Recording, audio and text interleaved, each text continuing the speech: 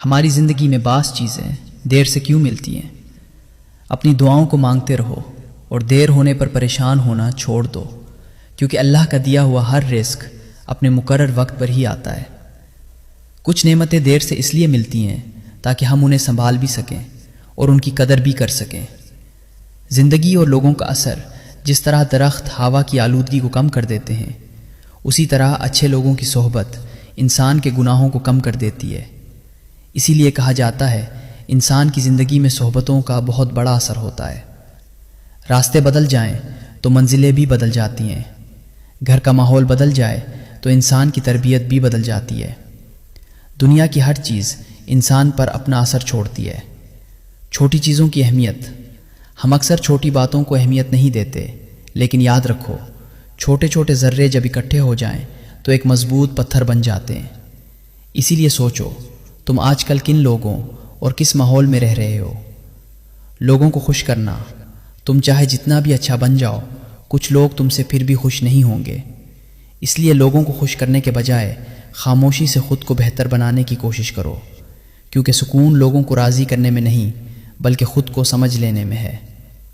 صبر کی حقیقت، کیا تم جانتے ہو صبر کی اصل حد کیا ہوتی ہے؟ وہ لمحہ جب دل کہتا ہے اب سب ختم ہو گیا، جب آنکھوں میں آنسو بھی باقی نہ رہیں اور برداشت کی طاقت بھی ختم ہو جائے۔ اس کے باوجود خود کو سنبھال لینا، اسی کا نام صبر ہے، اور یہی صبر اللہ کو سب سے زیادہ پسند ہے۔ محبت اور تعلقات، جو شخص واقعی تم سے محبت کرتا ہے وہ تم سے بات کیے بغیر زیادہ دیر نہیں رہ سکتا، کیونکہ کوئی بھی انسان اتنا مصروف نہیں ہوتا کہ چند لمحے بھی نہ نکال سکے۔ دنیا کا سب سے بہترین مرہم نہ دوا ہے نہ دولت، بلکہ بے لوث محبت، بے لوث احترام اور بے لوث قدر ہے۔